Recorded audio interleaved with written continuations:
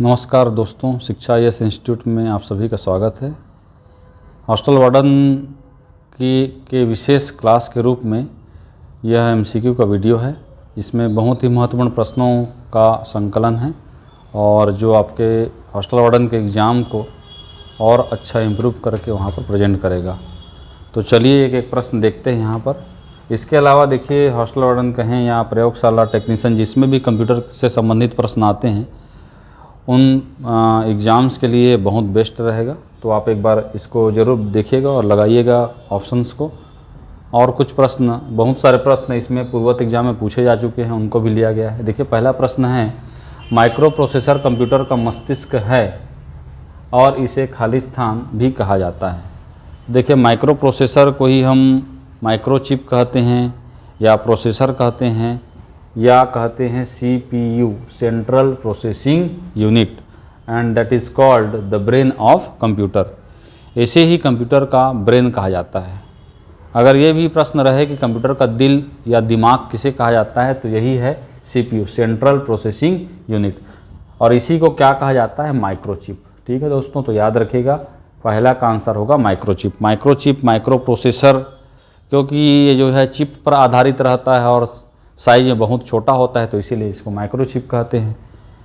ये इसमें जो प्रोसेसर यूज़ किया जाता है वो भी साइज में छोटा रहता है, इसीलिए इसका अदर नाम क्या है? Micro processor. और यह मेन जो है सेंट्रल प्रोसेसिंग यूनिट है, तो इसको शॉर्ट में CPU कहते हैं। ठीक है, या और शॉर्ट में कहते हैं प्रोसेसर। तो सभी का कहने का मतलब एक ही है। तो पहले का आंसर होगा माइक्रोचिप। ठीक है, देख लीजिएगा। अगला प्रश्न, कंप्यूटर की बुद्धिमत्ता होती है। ठीक है दोस्तों, पहला है 0, दूसरा है असीमित, तीसरा है 10⁻⁹ और चौथा है 10⁻⁻⁹। तो देखिए दोस्तों, कंप्यूटर की बुद्धिमत्ता, इसी बुद्धिमत्ता को कहते हैं IQ। IQ कहने का मतलब इंटेलिजेंस या सोचने समझने की क्षमता। तो कंप्यूटर, अभी के जो कंप्यूटर बन रहे हैं आर्टिफिशियल इंटेलिजेंस वाले हैं, लेकिन शुरू के जो कंप्यूटर थे उसमें जो है सोचने समझने की क्षमता नहीं थी। ठीक है, तो सोचने समझने की क्षमता क्या होती है? 0 होती है दोस्तों, याद रखिएगा। ठीक है, न तो सोच समझ सकता है, न ही किसी प्रकार की इसमें संवेदना होती है। ये कुछ लिमिटेशंस हैं कंप्यूटर के। यह सोच समझ नहीं सकता, इसमें संवेदना कहने का मतलब फीलिंग जो है नहीं होती। साथ ही साथ यह इलेक्ट्रॉनिक मशीन है, तो टोटल जो है इलेक्ट्रिसिटी पर डिपेंडेंट है। ठीक है दोस्तों, तो ये सारे क्या होते हैं? लिमिटेशंस हैं। अगर कैरेक्टरिस्टिक्स की बात करें तो डेलीगेंस होता है, इसके अलावा वर्सेटिलिटी होता है, इसके अलावा लार्ज स्टोरेज कैपेसिटी होता है, और इससे भी ज़्यादा सबसे महत्वपूर्ण चीज़, एक कंप्यूटर अपनी प्रोसेसिंग स्पीड के नाम से जाना जाता है। ठीक है दोस्तों, तो एक प्रश्न है आपके लिए, आप उत्तर दीजिएगा कि कंप्यूटर की प्रोसेसिंग स्पीड किस में मापी जाती है। ठीक है दोस्तों, चलिए, अगर आपके पास उत्तर होगा तो कमेंट्स बॉक्स में ज़रूर बताइएगा। चलिए आगे देखते हैं। अगला प्रश्न, इनपुट का आउटपुट में रूपांतर किया जाता है पेरिफेरल द्वारा, दूसरा CPU द्वारा, तीसरा इनपुट आउटपुट द्वारा, चौथा मेमोरी द्वारा। तो देखिए, कंप्यूटर में 3 मुख्य प्रोसेस होता है। पहला है इनपुट, दूसरा है प्रोसेस और तीसरा है आउटपुट। तो अब प्रश्न यही है, इनपुट का आउटपुट के रूप में, ठीक है, इनपुट का आउटपुट के रूप में रूपांतरण होता है। ठीक है दोस्तों, ठीक है, तो इनपुट का आउटपुट के रूप में रूपांतरण होता है। तो यही काम इनपुट का आउटपुट के रूप में प्रोसेस जो करते हैं, उसे ही क्या कहा जाता है? प्रोसेस कहा जाता है। और प्रोसेस को करने का काम जो करता है वही कौन करता है? प्रोसेसर करता है। और इसी को क्या कहते हैं? CPU कहते हैं, सेंट्रल प्रोसेसिंग यूनिट। और इसी में क्या होता है? जो इनपुट रहता है, ठीक है, जो हम डेटा के रूप में देते हैं। इनपुट किस रूप में देते हैं? डेटा के रूप में। इसी डेटा का प्रोसेस होता है और वो किस में बदलता है? इन्फॉर्मेशन में। ये भी प्रश्न आता है इन्फॉर्मेशन में।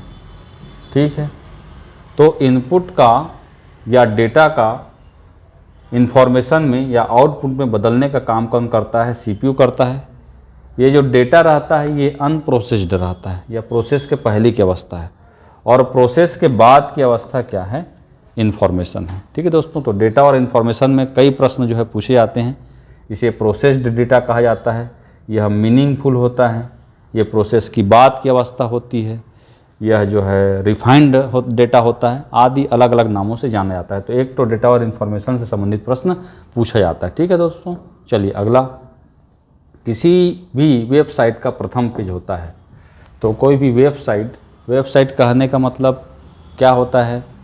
वेबसाइट कहने का मतलब मान के चलिए कलेक्शन ऑफ वेब पेज। जैसे गूगल एक वेबसाइट है, अलग अलग वेबसाइट होते हैं, तो वेबसाइट में बहुत सारे वेब पेजेस के क्या होते हैं? कलेक्शन होते हैं। और वेब पेज कहने का मतलब सिंगल डॉक्यूमेंट्स होता है, उसे क्या कहते हैं? वेब पेज कहते हैं। इसी वेब पेज को बनाने के लिए अलग अलग लैंग्वेज का ज़रूरत पड़ता है। तो इसी के अंतर्गत हम लोग पढ़ते हैं HTML के बारे में, या जावा के बारे में, या PHP के बारे में, या C# के बारे में, या VB.NET के बारे में। ये सभी लैंग्वेज है जिसका काम है वेब पेज क्रिएट करना। ठीक है, सॉफ्टवेयर। तो देखिए किसी भी वेबसाइट में बहुत सारे पेज होंगे। ठीक है, तो उसी में जो फर्स्ट पेज, इसी फर्स्ट पेज को क्या कहा जाता है? तो देखिए पहला स्टार्ट पेज, दूसरा स्मार्ट पेज, तीसरा होम पेज, चौथा इंसर्ट पेज। तो इसी को क्या कहा जाता है दोस्तों? Home page. जैसे गूगल में अगर आप देखेंगे तो इस प्रकार से एक आइकन बना रहता है लेफ़्ट साइड में, और यही किसका रहता है? होम पेज का। तो ये होम पेज बाय डिफ़ॉल्ट कुछ और रहता है। इस होम पेज को आप सेटिंग में जाकर जो है बदल सकते हैं। जैसे मैं यहाँ पर अगर कर दिया सेट google.com, तो जब भी आप गूगल को ओपन करेंगे, ठीक, जब भी आप कोई भी वेब ब्राउज़र को ओपन करेंगे या गूगल क्रोम को ओपन करेंगे और ये होम बटन को दबाएंगे, तो फिर डायरेक्ट कौन सा पेज ओपन होगा? google.com का। ठीक है, तो इससे आप जल्दी से जो है कोई भी चीज़ को सर्च कर सकते हैं। ठीक है दोस्तों, तो ये जो फर्स्ट पेज है इसे ही क्या कहते हैं? होम पेज कहते हैं। ठीक, होम पेज में कोई भी आप वेबसाइट को सेट कर सकते हैं। चलिए अगला, किसी सूचना को गुप्त रूप से भेजना खालिस्तान कहलाता है। पहला रूबीग्राफी, दूसरा क्रिप्टोग्राफी, तीसरा क्रिप्टो करेंसी, चौथा इनमें से कोई नहीं। तो इसका आंसर होगा दोस्तों क्रिप्टोग्राफी। क्या होता है? क्रिप्टोग्राफी। जैसे कोई भी हम इन्फॉर्मेशन को इनक्रिप्ट करके भेजते हैं। इनक्रिप्ट कहने का मतलब जैसे मैं लिखा हूँ हाय हाउ आर यू, तो ऐसा लिखा रहूँगा तब तो सब कोई पहचान लेंगे। लेकिन अगर ये दूसरे कोड में लिखा है इस प्रकार से, तो इसे जो है कोई पहचान नहीं सकेगा। इसी को कहते हैं क्या? डेटा को क्या करना? इनक्रिप्ट करना। जैसे हम व्हाट्सएप वगैरह में जो भी डेटा भेजते हैं तो वो तो इंटरनेट के माध्यम से एयर टू एयर जाता है, लेकिन वह जो है जब ट्रांसफ़र होते रहता है तो जो जिस लैंग्वेज में हमने वहाँ पर टाइप किया उस लैंग्वेज में ना होकर वो कैसा रहता है? इनक्रिप्टेड रहता है, मतलब दूसरे कोड में रहता है, ताकि आप जिससे भी जो बात कर रहे हैं वो टोटली क्या रहे? कॉन्फिडेंशियल रहे। ठीक है, तो यही जो मेथड है दूसरे कोड में बदलना, इसको क्या कहा जाता है? क्रिप्टोग्राफी कहा जाता है दोस्तों। और एक जो है क्रिप्टो करेंसी, यही जो है एक क्या है? डिजिटल करेंसी कहते हैं। क्या कहते हैं? Digital currency. तो एक बार यह भी प्रश्न आया था, जैसे बिटकॉइन क्या है? तो बिटकॉइन दोस्तों क्या है? डिजिटल करेंसी है, या इसे ही क्या कहते हैं? क्रिप्टो करेंसी कहते हैं। ठीक है दोस्तों, चलिए, तो इसका आंसर होगा क्रिप्टोग्राफी। अगला, इनमें से कौन सा कंप्यूटर का बुनियादी कार्य नहीं है? देखिए कार्य तो डेटा प्रोसेसिंग का भी है, डेटा स्टोर का भी है, कॉपी टेक्स्ट का भी है, और एक्सेप्ट इनपुट का भी है। मतलब इनपुट को एक्सेप्ट करना, डेटा को फॉर फ्यूचर स्टोर करना, डेटा को प्रोसेसिंग करना, और टेक्स्ट को कॉपी करना, सब काम है। लेकिन यहाँ पर क्या है? बुनियादी कार्य। तो कॉपी टेक्स्ट ये कंप्यूटर का जो बेसिक फंडामेंटल वर्क इसके अंतर्गत नहीं आता। जैसे हम कॉपी करते हैं तो कोई भी टेक्स्ट या कोई भी कंटेंट की कॉपी तो होती है, तो कंप्यूटर का तो वह काम है, लेकिन बेसिक या फंडामेंटल वर्क नहीं है। तो बुनियादी कार्य कौन सा नहीं है कहेंगे? तो कॉपी टेक्स्ट। ठीक है, बाकी सभी है। चलिए अगला प्रश्न, कंप्यूटर के विकास में सर्वाधिक योगदान किसका था? ठीक है। तो पहला है चार्ल्स बेबेज, दूसरा है ग्रेस हॉपर, तीसरा है जॉन वॉन न्यूमैन, चौथा है जॉन मुचली। तो देखिए यहाँ पर आपको कंफ्यूज नहीं होना है। कंप्यूटर का फादर, कंप्यूटर का पितामह या कंप्यूटर का जनक किसे कहेंगे? कहेंगे तो चार्ल्स बेबेज को। लेकिन यहाँ पर ऐसा प्रश्न नहीं है। कंप्यूटर के विकास में सर्वाधिक योगदान किसका था? कहेंगे तो जॉन वॉन न्यूमैन का। जॉन वॉन न्यूमैन ने स्टोर्ड प्रोग्राम का कॉन्सेप्ट लेकर आया था, स्टोर्ड प्रोग्राम का, ठीक है। स्टोर्ड प्रोग्राम कहने का मतलब हमारे द्वारा दिए गए इंस्ट्रक्शन को कंप्यूटर क्या कर सकता था? उसको स्टोर करके रख सकता था, उसके सीक्वेंस को स्टोर करके रख सकता था। और यही आज भी कंप्यूटर में होता है। कंप्यूटर में जो भी काम हम देते हैं वो हम प्रोग्राम के रूप में देते हैं। और प्रोग्राम क्या होता है? सेट ऑफ इंस्ट्रक्शन होता है, और वो इंस्ट्रक्शन का एक सीक्वेंस होता है, और उसी सीक्वेंस में कंप्यूटर उसको क्या करता है? प्रोसेस करता है, ठीक है। तो जॉन वॉन न्यूमैन ने जो है स्टोर्ड प्रोग्राम का कॉन्सेप्ट दिया था, जबकि चार्ल्स बेबेज जो थे इनको फादर कहा जाता है, क्योंकि इन्होंने जो मशीन बनाया था जिसका नाम था एनालिटिकल इंजन, पहले बनाया इन्होंने 1822 में 1822 में बनाया था डिफरेंस इंजन, और 1833 इसमें बनाया था एनालिटिकल इंजन। और इसी एनालिटिकल इंजन को देखकर ही अभी के कंप्यूटर बनाए गए। तो कुल मिलाकर जो आधुनिक कंप्यूटर का जो प्रोटोटाइप था, जो प्रारूप था, वो कौन सा था? चार्ल्स बेबेज के द्वारा बनाया गया एनालिटिकल इंजन। और इसीलिए जो है इनको क्या कहा जाता है? फादर ऑफ कंप्यूटर, ठीक है दोस्तों। तो याद रखिएगा, कोई भी चीज़ कहने के पीछे कुछ न कुछ रीज़न जरूर होता है। तो इन्हें कंप्यूटर का फादर या कंप्यूटर का पितामह या कंप्यूटर का जनक, इन्हीं को कहा जाता है।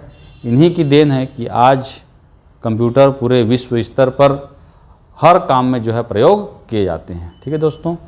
तो बहुत बड़ा योगदान था चार्ल्स बेबेज का।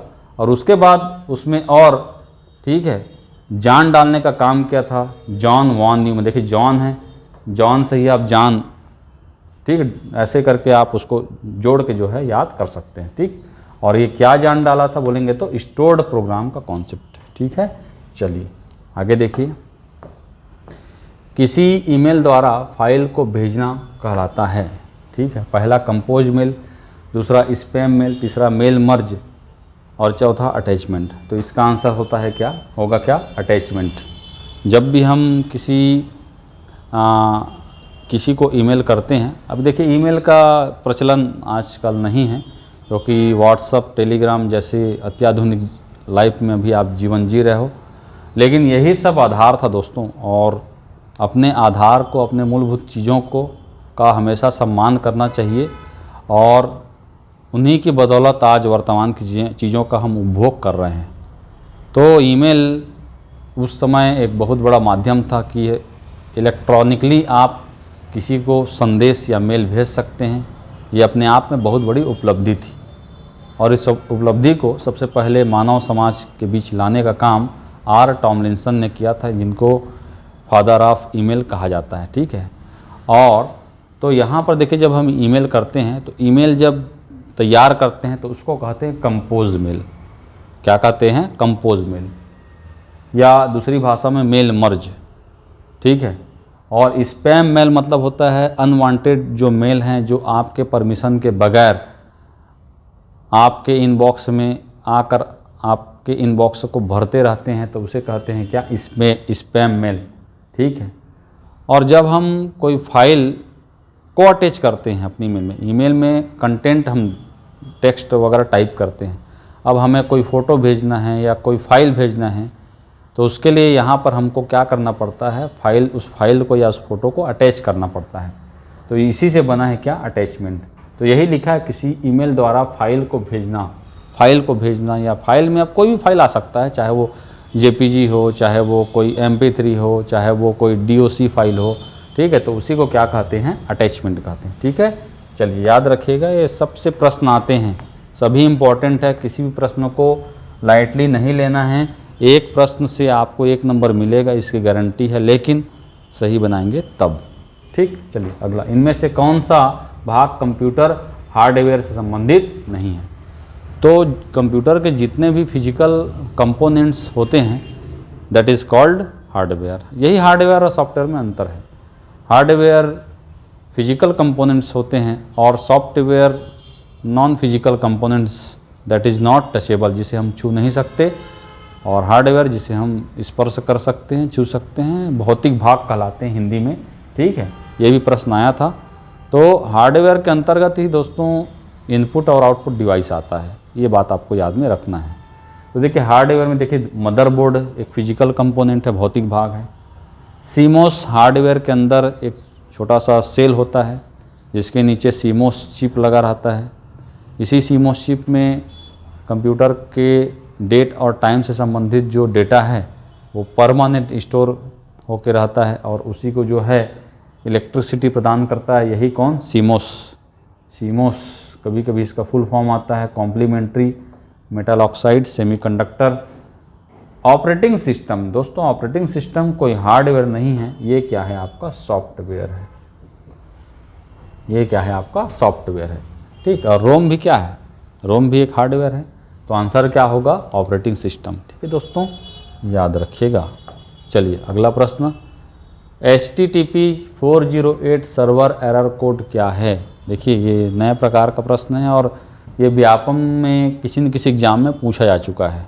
ठीक है, तो HTTP 408 कभी कभी आप वेब ब्राउज़र से कोई भी कंटेंट या फाइल वगैरह है या वेबसाइट वगैरह जब आप सर्च करते रहते हैं, ब्राउज़ करते रहते हैं, तो कभी कभी ये एरर आता है। और ये एरर तब आता है जब आप उस वेबसाइट को सर्च कर रहे हैं और उससे संबंधित कंटेंट वहाँ पर रेडी नहीं या फाइल बना ही नहीं हुआ। कहने का मतलब ये एरर कब आएगा? File not found.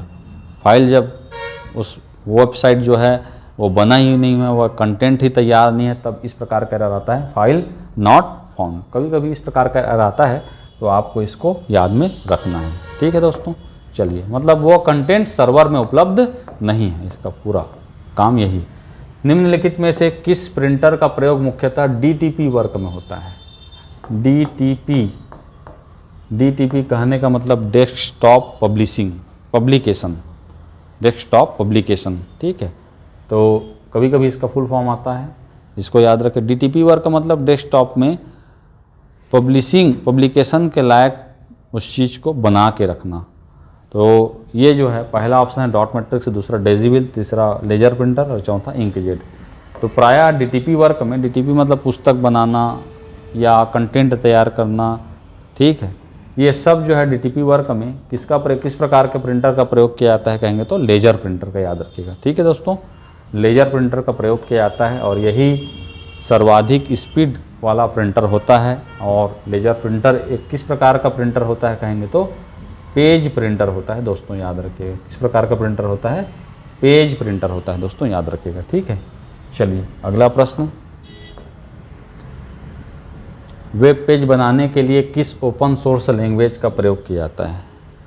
ठीक है, तो वेब पेज ठीक है बनाना है, कहने का मतलब इंटरनेट से संबंधित फाइल बनाना है। तो इंटरनेट से संबंधित सॉफ्टवेयर या फाइल बनाना है तो उसके लिए अलग से सॉफ्टवेयर का यूज़ किया जाता है, प्रोग्रामिंग लैंग्वेज का यूज़ किया जाता है, उसी प्रोग्रामिंग लैंग्वेज कहते हैं, जिसके अंतर्गत जावा आता है, C# आता है, .NET आता है, ठीक है, PHP आता है। ठीक है, तो कुछ ऐसे रहते हैं जिसके सोर्स कोड ओपनली रहते हैं और कुछ ऐसे रहते हैं जिसके सोर्स कोड कॉन्फिडेंशियल रहते हैं। ठीक है, तो उसी को कहते हैं ओपन सोर्स और क्लोज सोर्स।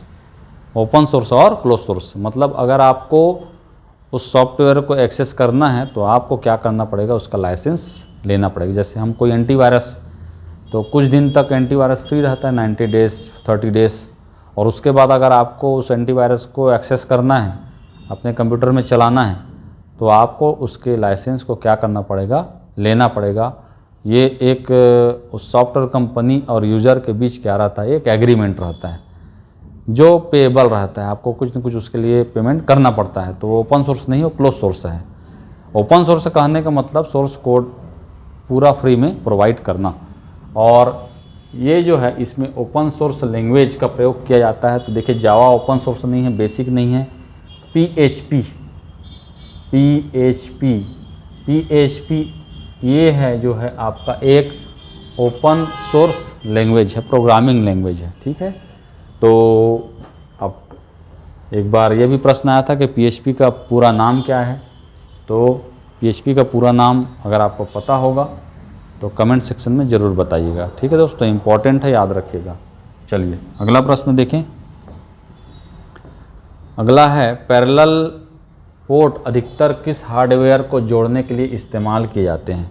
तो देखिए, दो प्रकार के पोर्ट होते हैं। पहला जो है सीरियल पोर्ट और दूसरा जो है parallel port. Parallel port, port actually ये जो पोर्ट शब्द है एक्चुअली कंप्यूटर से अन्य हार्डवेयर को जोड़ने के लिए, जो पेरिफेरल डिवाइस हैं उनको जोड़ने के लिए इसी का प्रयोग किया जाता है। किसका? पोर्ट का। अभी अलग अलग पिन्स पर आधारित रहते हैं। तो एक जो है सीरियल पोर्ट है और एक जो है पैरेलल पोर्ट है। सीरियल पोर्ट में पुराने समय के माउस कीबोर्ड को अटैच किया जाता था। ठीक है, अभी के जो कीबोर्ड और माउस है वो USB पोर्ट से जुड़ते हैं। और ये जो पैरेलल पोर्ट है, पुराने समय का जो प्रिंटर है, प्रिंटर, ठीक है दोस्तों, इस प्रिंटर को जो है किससे जोड़ते थे? आपका पैरेलल पोर्ट से। पैरेलल पोर्ट की एक खास बात थी कि एक बार में multiple bits of data parallel port से ट्रांसफ़र कर सकते थे। ठीक, मल्टीपल बिट्स मतलब लगभग कितना? 1 लाख। ये भी प्रश्न आ चुका है। पैरेलल पोर्ट से multiple bits of data transfer किया जा सकता है, जबकि सीरियल पोर्ट से 1 bit data at a time. एक बिट के डेटा ट्रांसफ़र करना है तो सीरियल पोर्ट, एक से अधिक करना है तो कितना? मल्टीपल या 1 लाख, वैसे पैरेलल। और इसी पैरेलल पोर्ट से कौन जुड़ता है? प्रिंटर जुड़ता है दोस्तों, याद रखिएगा। ठीक है, तो आंसर होगा क्या? प्रिंटर। ठीक है, चलिए अगला प्रश्न। MS एक्सेल में सभी रोज को छिपाने के लिए कीबोर्ड की शॉर्टकट की है। ठीक है, तो शॉर्टकट की से प्रश्न बहुत आता है, चाहे वो विंडोज़ का हो, चाहे वो MS ऑफिस का हो। और दोस्तों, सभी शॉर्टकट की को आप नहीं याद करके रख सकते, तो उन्हीं शॉर्टकट कीज़ को याद करना है जो एग्ज़ाम पॉइंट ऑफ व्यू से इम्पॉर्टेंट है। MS वर्ड की, चाहे वो MS वर्ड का हो, चाहे वो MS एक्सेल का हो, चाहे MS पावर पॉइंट का हो। MS वर्ड में अधिकतर जैसे Ctrl+X, Ctrl+C, Ctrl+V, Ctrl+P, Ctrl+S, ये अधिकतर एग्जाम में पूछे जाते हैं, या Ctrl+A। ठीक है, तो आपको देखना है। तो यहाँ पर देखिए MS एक्सेल में, MS एक्सेल आपको पता होगा अलग अलग रो और कॉलम में बटा होता है। अब सभी रो देखिए, ये जो है आपका ये रो है, रो 1, रो 2, और ये इधर से देखेंगे तो क्या है? आपका कॉलम है C1, ये है C2। ठीक, पहले जो है जैसे B1 अगर रहेगा तो B क्या है? ये कॉलम का नाम है, और 1 क्या है? आपका रो का नाम है। ठीक, कॉलम और रो इसमें बटा होता है।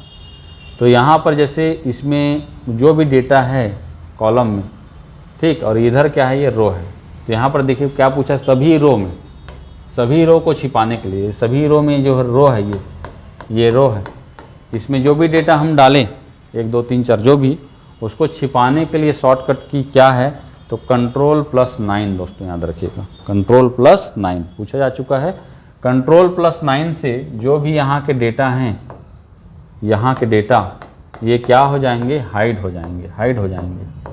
ठीक, और अगर आपको कॉलम के डेटा को हाइड करना है, इसके डेटा को, यहाँ पर जो भी डेटा है उसको हाइड करना है, तो इसका शॉर्टकट की होता है Ctrl+0 to hide the column. ठीक है, और ये टू हाइड द रो के लिए Ctrl+9 और कॉलम के लिए Ctrl+0।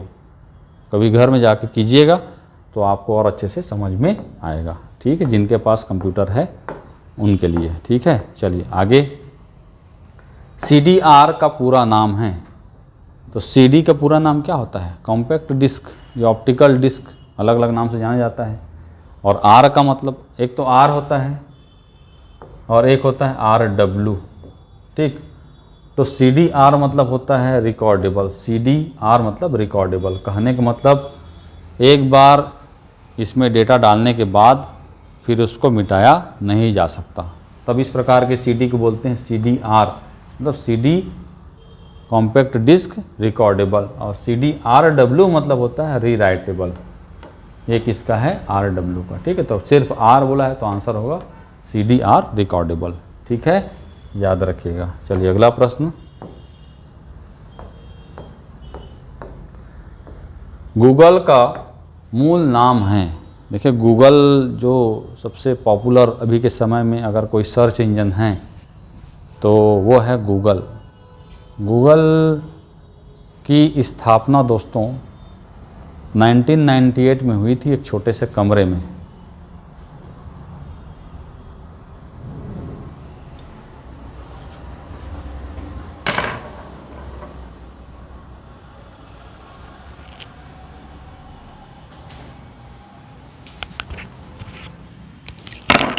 दुआ में याद रखें।